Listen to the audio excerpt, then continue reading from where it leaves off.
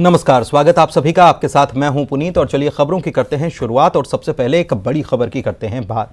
दरअसल सरकारी अधिकारी कर्मचारी रायपुर में 11 दिनों से हड़ताल कर रहे हैं और आज इनकी फेडरेशन की बैठक बुलाई गई है। और बैठक शुरू भी कुछ देर पहले तो हो गई थी, लेकिन बीच में से रोकना पड़ा है। हॉल में जगह नहीं होने से यह बैठक को रोका गया है और अब दूसरे स्थान पर फिर से बैठक होगी। बैठक में हड़ताल को लेकर फैसला लिया जाएगा। दरअसल सरकार की सख्ती नजर आई है हड़ताल कर रहे कर्मचारियों पर। कहा सरकार ने कि आपका वेतन काटा जाएगा क्योंकि काम प्रभावित हो रहा है। अपने कर्तव्यों को याद रखें और कर्तव्य को पूरा करें, यह भी मुख्यमंत्री ने अपील की। और यह भी मुख्यमंत्री ने साफ कह दिया कि पहले हड़ताल खत्म करें, फिर हम बात करेंगे। तो 11 दिनों से अधिकारी कर्मचारियों की हड़ताल अभी भी चल रही है और फेडरेशन की बैठक बुलाई गई थी। आज शुरू भी हो गई थी, लेकिन फिर से उसे आधी बैठक में ही ये बैठक खत्म कर दी और जगह नहीं होने की बात कहते हुए दूसरी जगह बैठक करने की बात हो गई।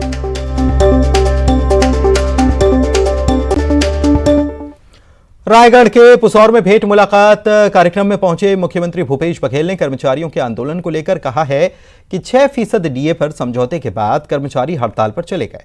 सीएम ने यह कहा कि ओल्ड पेंशन स्कीम, सप्ताह में 2 दिन की छुट्टी समेत कई सारी सुविधाएं सरकार कर्मचारियों को दे चुकी है। सीएम ने यह भी कहा कि एक पक्ष ने कर्मचारियों की समझौता कर लिया, जिसे प्रतिष्ठा का प्रश्न फिर बाद में कर्मचारियों ने ही बना लिया। सीएम ने कर्मचारियों से हड़ताल खत्म करने के लिए कहा है और कहा है कि आप हड़ताल खत्म करिए, फिर आकर हमसे बात भी हो जाएगी।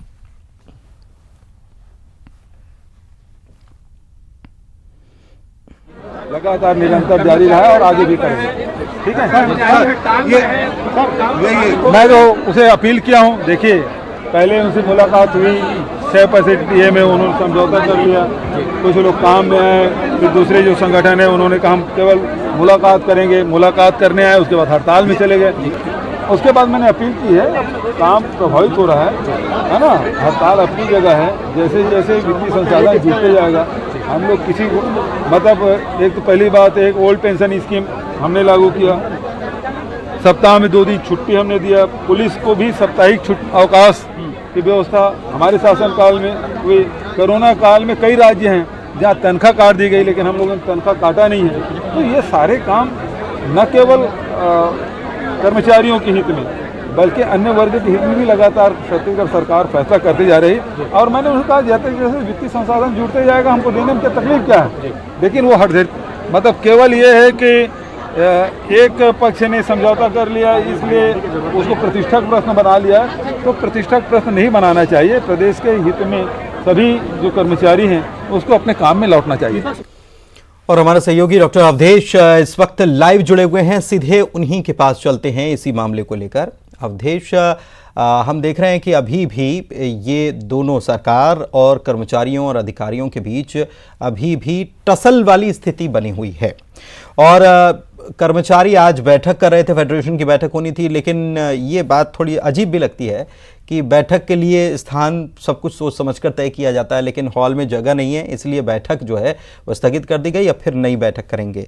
मुख्यमंत्री कह रहे हैं कि कर्तव्यों का पालन कीजिए, काम पर लौटिए। बात तो होती रहेगी, बात करने के लिए हम तैयार हैं।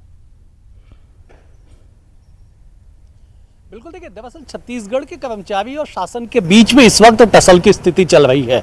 टसल उस वक्त हुआ जब पहली बार जुलाई माह में आंदोलन हुआ और उस वक्त आदेश जारी किया गया कि तनख्वाह में कटौती की जाएगी।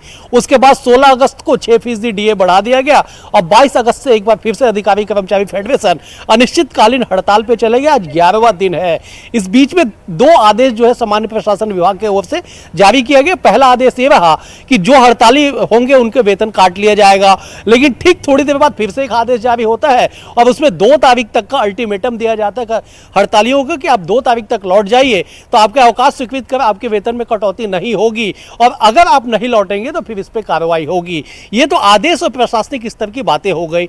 मुख्यमंत्री से जब इस पे सवाल किया गया तो मुख्यमंत्री ने सीधे 2 टूक कहा कि पहले आप काम पे लौटिए, उसके बाद हम आपसे बातचीत करेंगे, क्योंकि आप पहले मुझसे मिलके जाते हैं और उसके बाद जाके हड़ताल कर देते हैं। आज मुख्यमंत्री कहते हैं कि एक एक धड़ा आके मुलाकात करता है, दूसरा धड़ा इसके प्रतिष्ठा का सवाल बना लेता है, इसलिए हड़ताल पे चले जाते हैं।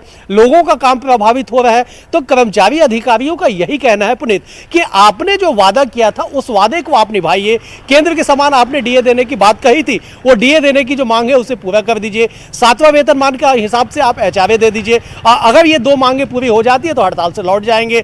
लेकिन सरकार ये जरूर कह रही है कि इस पे जो है विचार किया जाएगा, इस पे आगे चर्चा की जाएगी। आप हड़ताल की समाप्ति कीजिए। हड़ताल समाप्ति है, हड़ताल आगे क्या होगा इस रुख के लेके एक बैठक बुलाई जाती है। बैठक में इतनी भीड़ उमड़ जाती है कि हम वहीं पे मौजूद थे। हम बैठक में इतनी भीड़ उमड़ती है कि हॉल में जगह छोटा पड़ जाता है।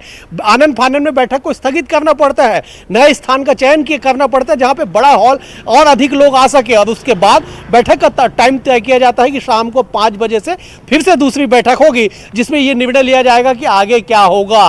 तो कुल मिला के कि आर पार की स्थिति बन चुकी है। शासन की ओर से, सरकार की ओर से अपना रुख स्पष्ट कर दिया गया है कि वो सख्ती के मूड में पूरी तरह से शासन और सरकार दिखाई पड़ रही है।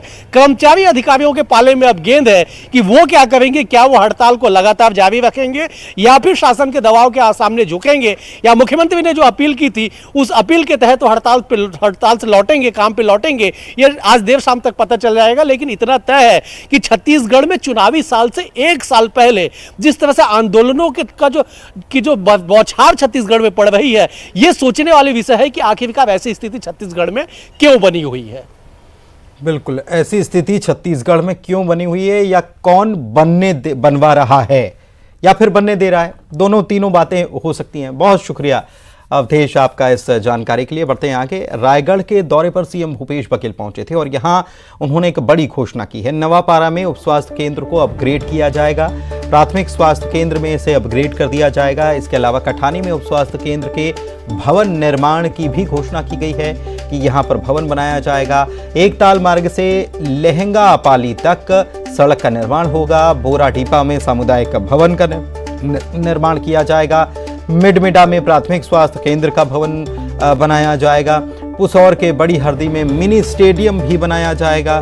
महानदी बाढ़ प्रभावितों के लिए गांवों में ही राहत केंद्र भी बनाए जाएंगे। ये मुख्यमंत्री ने बातें आज कही हैं। रायगढ़ के दौरे पर थे, इस दौरान मुख्यमंत्री ने ये सब ऐलान किए।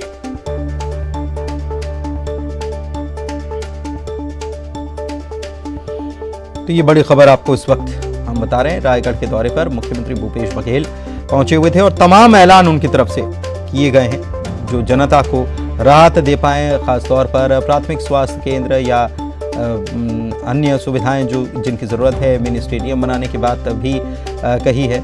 महानदी में जो बाढ़ आई इसकी वजह से प्रभावित जो हुए हैं, वहीं गांव में ही उनके लिए कैंप लगाया जाएगा। प्राथमिक स्वास्थ्य केंद्र में अपग्रेड किया जाएगा स्वास्थ्य केंद्र को, ये भी मुख्यमंत्री ने कहा है। तो ये ज़रूरतें भी हैं, ये मांगे भी हैं जिसको लेकर लंबे समय से अधिकारी जो हैं मुख्यमंत्री के सामने बात रख रहे थे। स्थानीय लोगों की ये ज़रूरत है कि एक मिनी स्टेडियम होना चाहिए, सड़क की दरकार है, स्वास्थ्य केंद्र की दरकार है, स्वास्थ्य सुविधाओं को और अपग्रेड करने की दरकार है। ये सारी बातें जो हैं इनको समझते हुए मुख्यमंत्री ने आज ये अहम ऐलान किए हैं। जिस समय जो हितग्राही मुख्यमंत्री जी से संवाद करते रहेगा। झारखंड के सियासी संकट पर रांची की महापौर आशा लकड़ा ने यूपीए सरकार पर निशाना साधा है। उन्होंने कहा कि सरकार ने खुद अपने पैरों पर कुल्हाड़ी मारी है। मुख्यमंत्री और सरकार को अपने ही लोगों से डर है, इसीलिए आज सरकार की स्थिति ऐसी है कि भागे भागे फिर रहे हैं। सरकार का भागना झारखंड के लिए दुर्भाग्यपूर्ण है। छत्तीसगढ़ की सरकार भी यहां की जनता की गाढ़ी कमाई का पैसा आव भगत में लुटा रही है। रवि आंदोलन कर रहे हैं, कई ऐसे खतरनाक घटनाएं घट रही है और सरकार इधर से उधर भागे फिर रही है। जिस राज्य की जनता ने उन्हें चुनकर के भेजा विकास काम करने के लिए, आप विकास करने के बजाय राज्य छोड़ करके छत्तीसगढ़ में भाग के आए हैं, ये बहुत ही दुर्भाग्यपूर्ण है। छत्तीसगढ़ के खाद्य मंत्री अमरजीत भगत ने बीजेपी पर निशाना साधा और कहा कि छत्तीसगढ़ में अतिथि देवो भव की परंपरा रही है। यह हमारी सबसे बड़ी पूंजी है, जिन्हें भी डराया धमकाया जाता है और छत्तीसगढ़ एक सुरक्षित स्थान है इसीलिए लोग यहां आते हैं। अतिथि देवो भव, और छत्तीसगढ़ इसके लिए जाना जाता है। छत्तीसगढ़ को सबसे सुरक्षित और महफूज जगह समझते हैं। जब कोई भी परेशान करता है, कोई भी किसी को डराता है, तो छत्तीसगढ़ में आकर के यहाँ पर रहने के लिए महफूज जगह ढूंढते हैं। हमारे लिए बहुत बड़ा पूंजी है और इसको हम आगे भी बरकरार रखेंगे। जो भी मेहमान आ रहे हैं सबका स्वागत है, अभिनंदन है, उनका इस्तकबाल है। देखिए, भारतीय जनता पार्टी के चेहरे से नकाब उठ चुका है कि जहां जहां इनकी सरकार नहीं है, जहां जहां गैर भाजपाई सरकार है, वहां पर ईडी का, इनकम टैक्स का, सीबीआई का ये उपयोग कर रहे हैं। आखिर कब तक? बिलासपुर से बड़ी खबर है, या बता दें आपको, बीच सड़क पर युवक की पिटाई की गई है। बल्ले से युवक को पीटा जा रहा है। इसका वीडियो सोशल मीडिया पर वायरल हुआ है। देर रात की यह घटना है। सीएसपी कोतवाली ने इस पूरे मामले में जांच के निर्देश दे दिए हैं। पुलिस जांच कर रही है। इसके साथ ही ये बताया जा रहा है कि थाना क्षेत्र को लेकर भी पुलिस आपस में उलझी है कि ये थाना क्षेत्र हमारा नहीं है, ये थाना क्षेत्र दूसरा है। पहले ये सरगंडा थाना क्षेत्र बताया जा रहा था, लेकिन अब दावा ये किया जा रहा है कि दूसरे थाना क्षेत्र का मामला है। जो जानकारी और निकलकर सामने आई है उसके मुताबिक ये जिस युवक को पीटा जा रहा है, इस पर कई गंभीर आरोप हैं। बदमाश भी बताया जाता है। और भी जानकारी निकल कर आई है कि इसने किसी की सुपारी तक दी थी और ये कुछ विवाद हो रहा था लड़की से। इसके बाद लड़की के ही कुछ मित्र और हैं जानने पहचानने वाले, उन्होंने इसे पीटा है। अभी जो जानकारी सामने आई है। बलरामपुर से खबर आपको बता दें, ट्रेलर और पिकअप वाहन में जोरदार भिड़ंत हो गई। नेशनल हाईवे 343 पर यह हादसा हुआ है। 3 लोग गंभीर रूप से घायल हुए हैं। पिकअप से लदे ऑक्सीजन सिलेंडर सड़क के किनारे बिखर गए। घायलों को जिला अस्पताल में भर्ती करा दिया गया। सेमरसोत के पास यह हादसा हुआ है।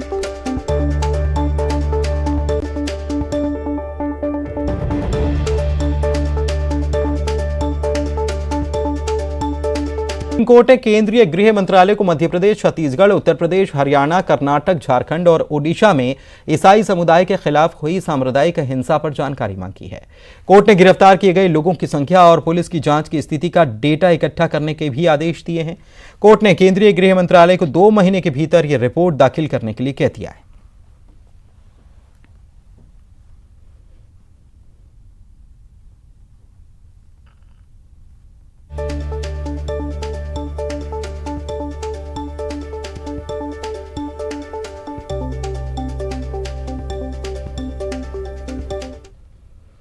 भोपाल से खबर बता रहा है आपको, एनसीआरबी ने एमपी को अवार्ड दिया है।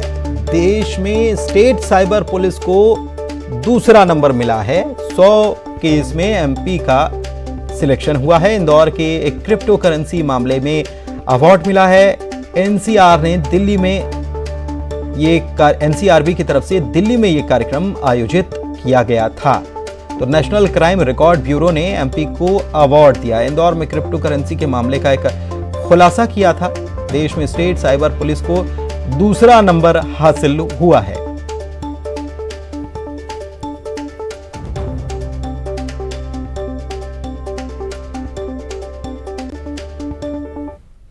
भोपाल से खबर बता रहे हैं, सीएम शिवराज सिंह चौहान और जेल मंत्री के बीच बैठक चल रही है। आजीवन कारावास में पूर्व रिहाई की नीति पर चर्चा हुई है। मुख्य सचिव वरिष्ठ अधिकारियों के साथ मंत्रालय में यह बैठक है।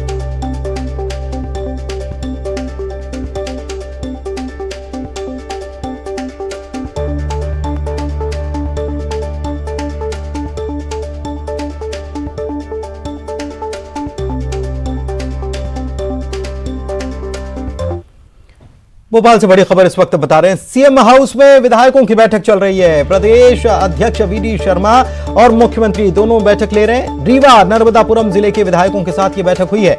सरकार संगठन के आगामी कार्यक्रमों को लेकर रणनीति बनाई जा रही है, ऐसा इस बैठक के बारे में कहा गया है।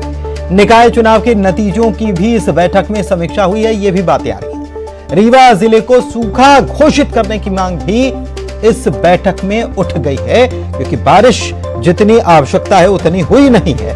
ऐसे में इसे सूखा घोषित किया जाए, सूखाग्रस्त घोषित किया जाए, इस बात की मांग भी बैठक में उठी है, ऐसी जानकारी है।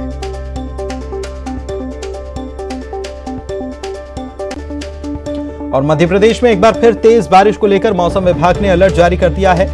बारिश को लेकर शहडोल संभाग के जिलों के लिए अलर्ट है, येलो अलर्ट है। इसके साथ ही विदिशा, रायसेन, सीहोर, भोपाल, सतना, कटनी, झाबुआ, अलीराजपुर, खरगोन, बड़वानी, धार, इंदौर, देवास सभी जगहों के लिए अलर्ट जारी किया गया है। कई जगहों पर गरज के साथ बारिश होगी। लाइट सिस्टम की वजह से रुक रुक कर बारिश होती रहेगी। अलीराजपुर से भी खबर आई, वहां पर भी बारिश हो रही है। स्कूल जो हैं वो बंद कर दिए गए हैं, ऐसी बारिश वहां पर हो रही है। कुछ लोग बह भी गए, उनको रेस्क्यू भी किया गया, ऐसी जानकारियां आ रही हैं। देवास में भी बारिश हो रही है और कमोबेश अगर देखा जाए तो पूरे मध्य प्रदेश में यह सिस्टम सक्रिय हुआ है। हल्की बारिश को लेकर मौसम विभाग का अलर्ट है। जो है अगले 24 घंटे का वर्षा या गरज चमक के साथ बौछारें अनेक स्थानों पे भोपाल, इंदौर, नर्मदापुरम, शहडोल एवं जबलपुर संभाग के जिलों में तथा रतलाम, उज्जैन, देवास, आगर एवं शाजापुर जिले में है व कुछ स्थानों पे रीवा, सागर, चंबल एवं ग्वालियर संभाग के जिलों में तथा मंदसौर, नीमच जिलों में होने की संभावना है। भारी वर्षा की संभावना या येलो अलर्ट कहीं कहीं शहडोल संभाग के जिलों में तथा विदिशा, रायसेन, सीहोर, भोपाल, सतना, कटनी, झाबुआ, अलीराजपुर, खरगोन, बड़वानी, धार, इंदौर व देवास जिलों में होने की संभावना है। गरज के साथ बिजली चमकने और गिरने की कहीं कहीं रीवा, शहडोल, जबलपुर, भोपाल, इंदौर व नर्मदापुरम संभाग के जिलों में तथा पन्ना, दमोह, रतलाम, उज्जैन, देवास, आगर एवं शाजापुर जिलों में संभावना है। और इसी के साथ इस बुलेटिन में फिलहाल इतना ही। दीजिए इजाजत। नमस्कार।